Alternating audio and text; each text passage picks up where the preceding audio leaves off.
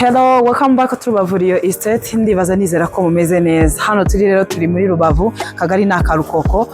Bazaniye inzu nziza cyane, ni inzu yuzuye, ni inzu nini cyane irimo ikibanza gifite metero kare 500. Ni ahantu heza hisanzuye hafi y'umuhanda. Iyi nzu ifite ibyumba bitanu, ikagira douche 3, toilette 3, ikaba ifite igikoni cyiza cyane. Iyi nzu turi bitangira miliyoni 85 zifite ibiganiro. Ni ahantu heza cyane, hafite parking nini cyane hanze.